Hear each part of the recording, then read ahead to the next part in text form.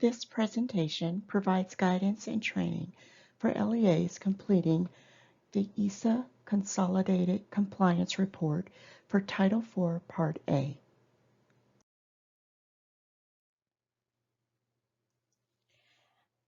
LEAs will use the Title IV Part A Compliance Report to submit required district-wide data annually. LEAs should report only expenditures and activities paid with Title IV Part A funds during the compliance report grant year. Funds utilized from other programs through funding transferability and the Rural Education Achievement Program, or REAP, should be included in the expenditure amounts for Title IV Part A.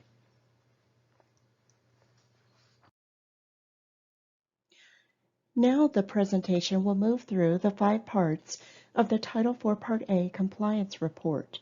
Part 1, Funding Transferability. Part 2, Section 5211, Rural Education Achievement Program.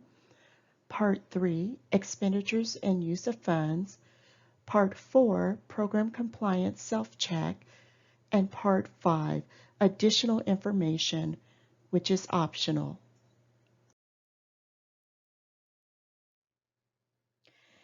Documenting overall compliance for a program requirement may require several forms of documentation to be maintained locally and available upon request by TEA and/or an auditor.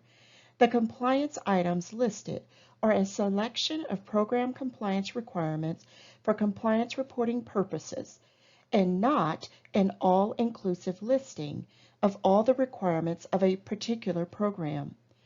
For a complete listing of all the program compliance requirements, the LEA may review the program-specific and ESA provisions and assurances. Additional guidance concerning program requirements may be found in the Title IV Part A Program Guide and the ESA Title IV Part A Statute.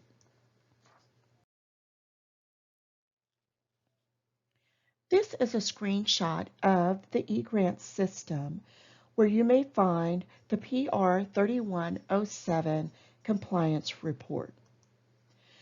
The LEA can click on the compliance reports to access the PR3107 for Title IV Part A.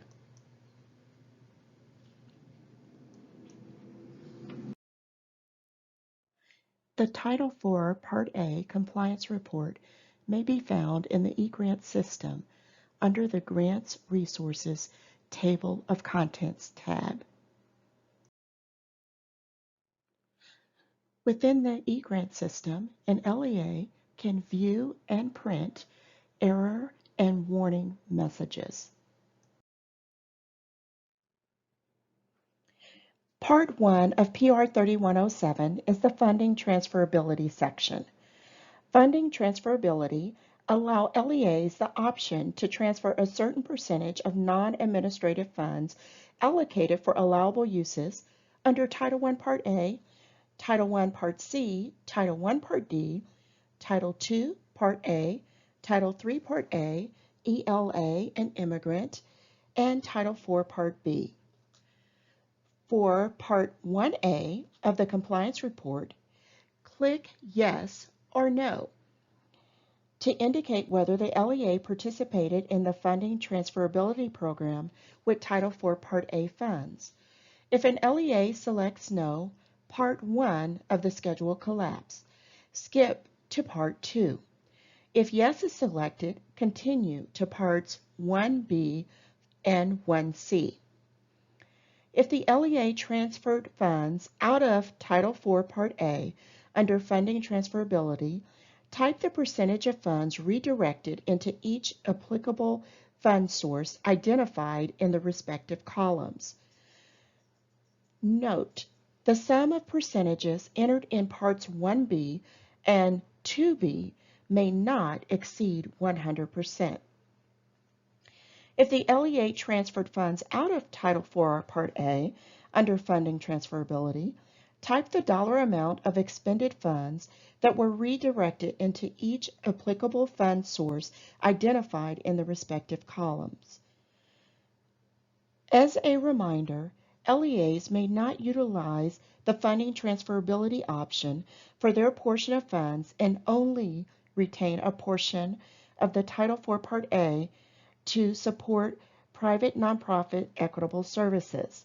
If the LEA is not participating with Title IV Part A programs, the private nonprofit school may not participate in Title IV Part A equitable services.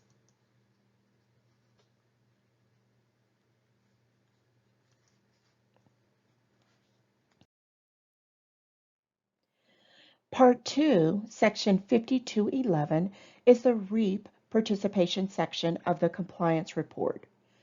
The Rural Education Achievement Program assists eligible LEAs in addressing academic needs more effectively by giving them greater flexibility in the use of limited federal resources.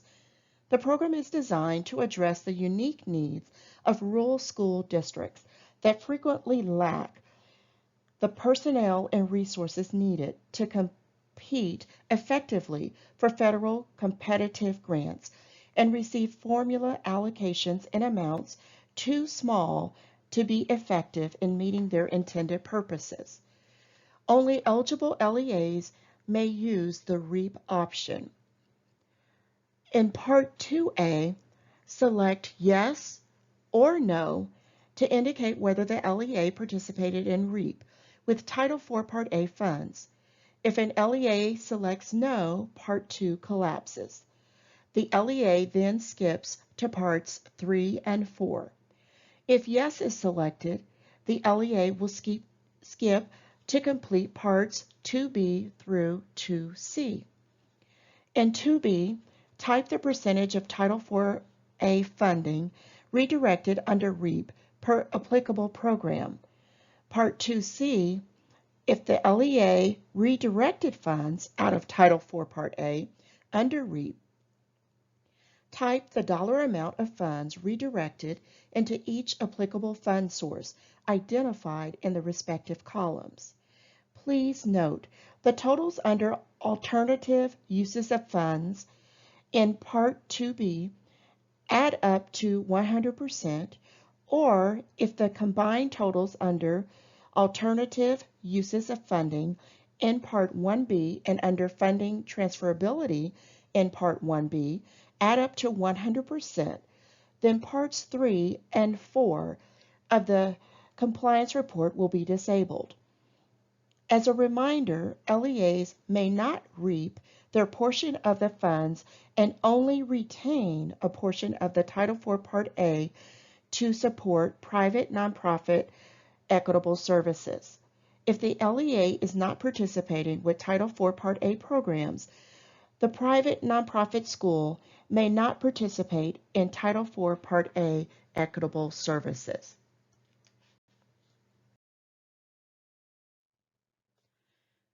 Part 3 of the PR3107 compliance report collects the Title IV Part A district expenditures and use of funds for administration, activities to support well-rounded education opportunities, activities to support safe and healthy students, activities to support effective use of technology.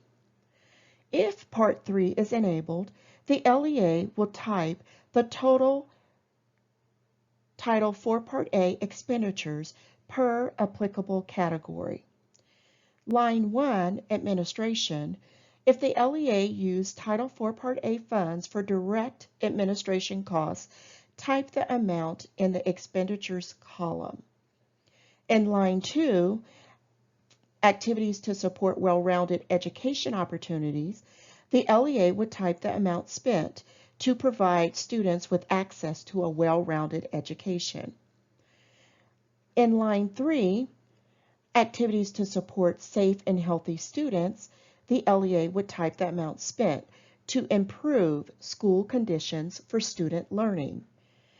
In line 4, Activities to support effective use of technology, the LEA would type the amount spent to improve use of technology in order to improve academic achievement and digital literacy of all students. The expenditures column will automatically calculate lines 1 through 4 and populate the total. Line 5's Title IV Part A Technology Infrastructures expenditure row is capped at 15% maximum of the effective use of technology content area set aside in line 4 for all LEAs regardless of allocation amount.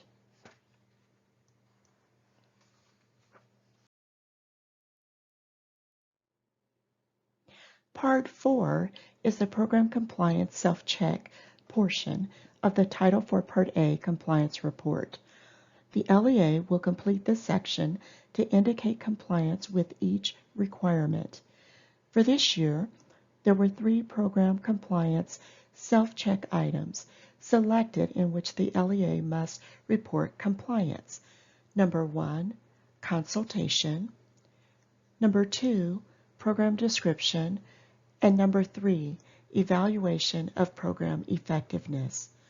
As a reminder, LEAs must maintain documentation locally on all Title IV Part A program requirements.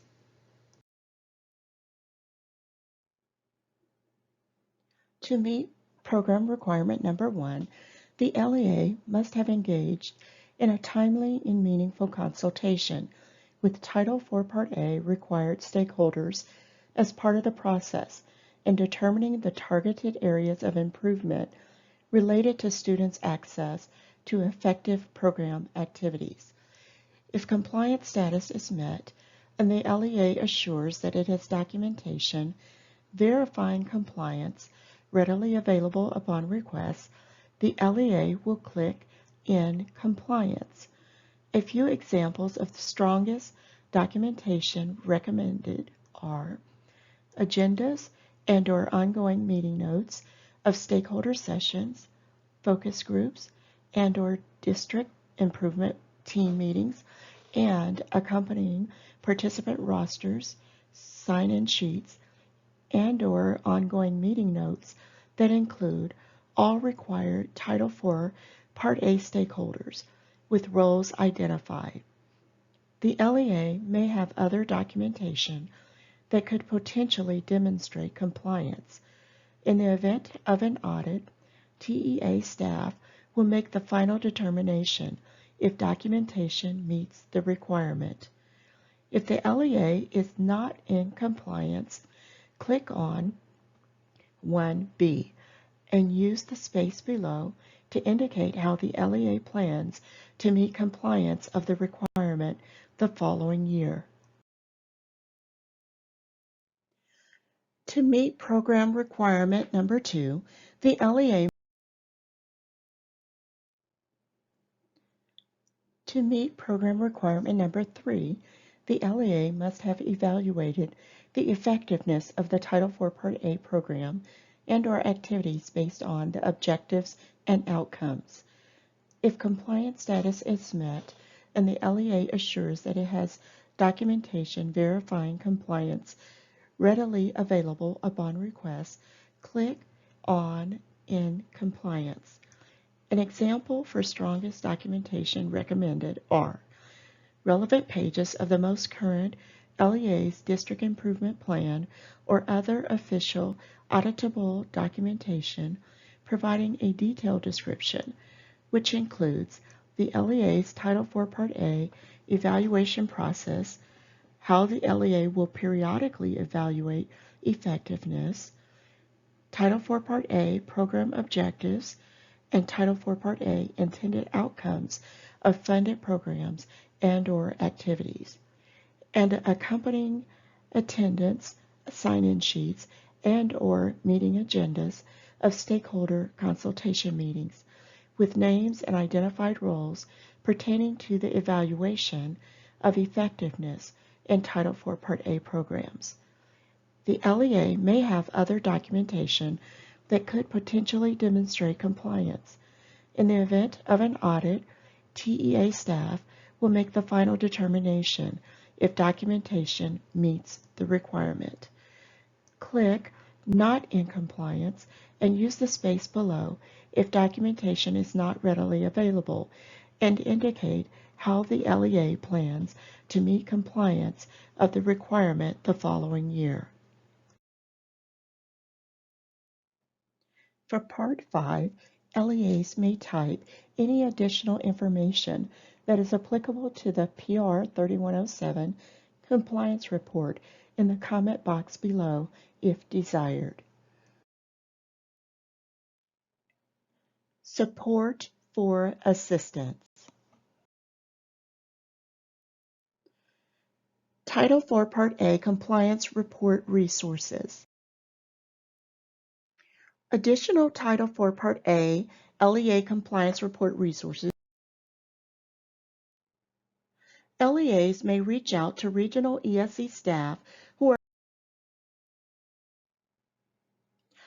LEAs may also reach out to